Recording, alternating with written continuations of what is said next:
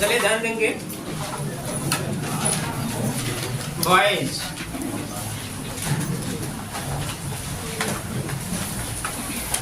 ये solution lesson का जो है एक इम्पॉर्टेंट टॉपिक है जो हर बार पेपर के किसी न किसी सेट में 2 नंबर का प्रश्न राउंड के नियम से होता है। ठीक है, कभी कभी राउंड के नियम पर टिप्पणी पूछी जाती है या इस नियम से संबंधित न्यूमेरिकल्स पूछे जाते हैं। ठीक ना, पिछले कक्षाओं में आप लोगों को बिलेन के वाष्प दाब के बारे में बताया गया था।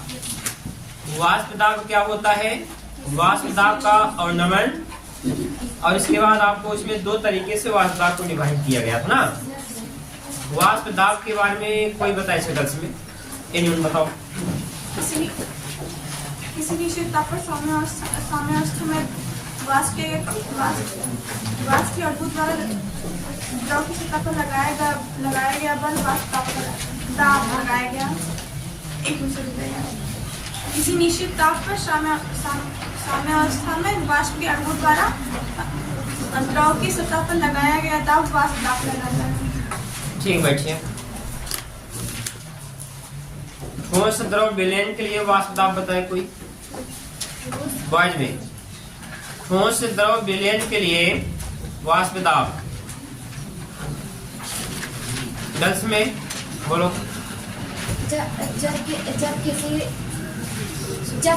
किसी शुद्ध विलायक में वाष्पशील ठोस विलय को मिलाया जाता है तो विलयन का वाष्प दाब शुद्ध विलायक के वाष्प दाब से कुछ कम हो जाता है, जिसके कारण वाष्प दर भी कम हो जाती है। इसे वाष्प दाब अवनमन कहते हैं। वाष्प दाब अवनमन कहते हैं।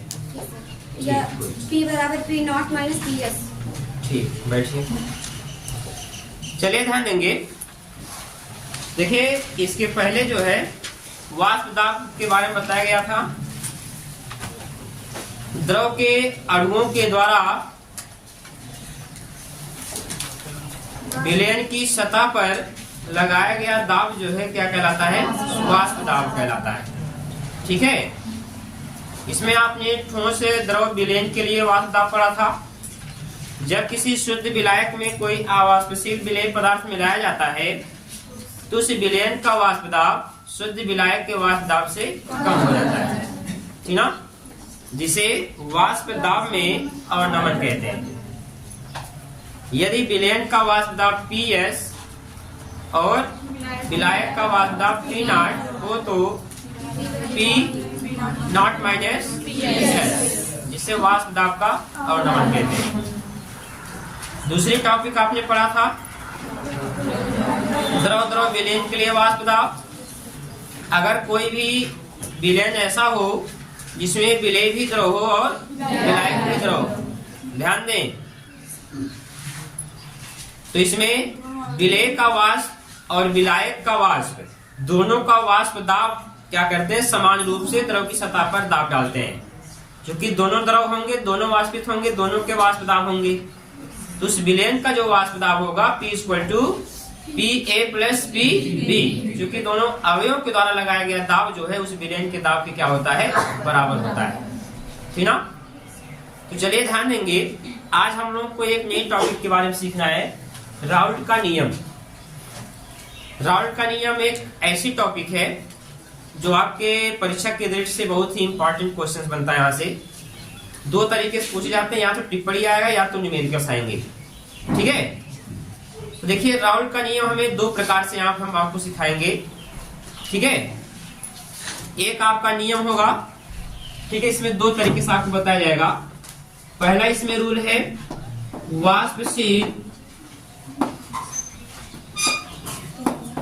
वाष्पशील विलेय युक्त विलयन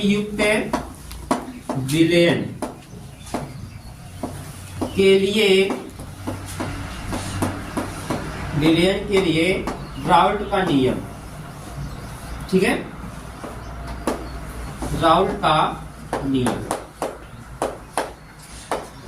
ठीक है ना। देखिए एक ये आपका पहला रूल रहेगा वाष्पशील विलेय के लिए राउल्ट का नियम, और दूसरा में ये पढ़ना है अवाष्पशील विलेय के लिए राउल्ट का नियम। समझ गए? दो तरीके से हमको सीखना है, और पेपर में केवल आएगा राउल्ट का नियम बताइए, तो राउल्ट के नियम में दोनों में से जो आपको आसान लगता है वो नियम आप उसमें लिख सकते हैं। ठीक है? क्योंकि आपको विलयन के बारे में दो तरीके से बताया था, एक द्रव विलयन के लिए और एक ठोस द्रव विलयन के लिए वाष्प दाब बताया था ना, इसमें दोनों तरीके से वाष्प दाब के लिए राउल्ट का नियम पढ़ेंगे। ठीक, तो ध्यान देंगे। स्टेटमेंट देखिए क्या है, पहले इसको सीखते हैं हम। क्या है? वाष्पशील विलेय युक्त विलयन के लिए राउल्ट का नियम। अब इसके बारे में सीखना है तो ध्यान देंगे। स्टेटमेंट सुनिएगा। निश्चित ताप पर किसी विलयन में उपस्थित किसी अवयव का वाष्प दाब उस अवयव के मोल अंश के समानुपाती होता है। ध्यान दें फिर से एक बार। निश्चित ताप पर विलयन में उपस्थित किसी घटक का वाष्प दाब उस घटक के मोल अंश के समानुपाती होता है। ठीक है? तो जैसे मान लीजिए, माना अवयव कहिए चाहे घटक कहिए, दोनों एक ही बात है। ठीक है? माना अवयव ए का वाष्प दाब, ध्यान समझिएगा, माना अवयव ए का वाष्प दाब PA, ठीक है, तथा अवयव B का वाष्प दाब, ठीक है, क्या मान ले इसको? PB।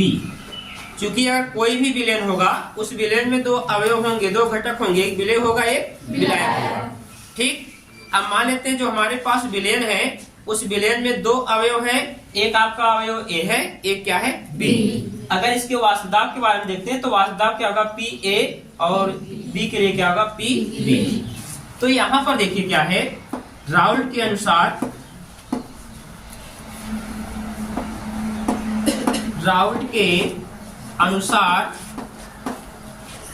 देखिए, राउल्ट के अनुसार क्या है, इन्होंने बताया था निश्चित ताप पर किसी यानी विलयन में उपस्थित किसी अवयव का वाष्प दाब उस अवयव के मोल अंश के समानुपाती होता है। तो राउल्ट के नियम के अनुसार अगर लेंगे, ये आपको हो जाएगा PA is proportional to XA। क्योंकि अगर A का घटक के लिए मोल अंश लेंगे तो उसी समानुपाती होगा, या इसी को लिख सकते हैं PA equal to P0A into XA। इसको मान लीजिए समीकरण नंबर 1। बात नहीं समझ पा रहे? समझ रहे ना?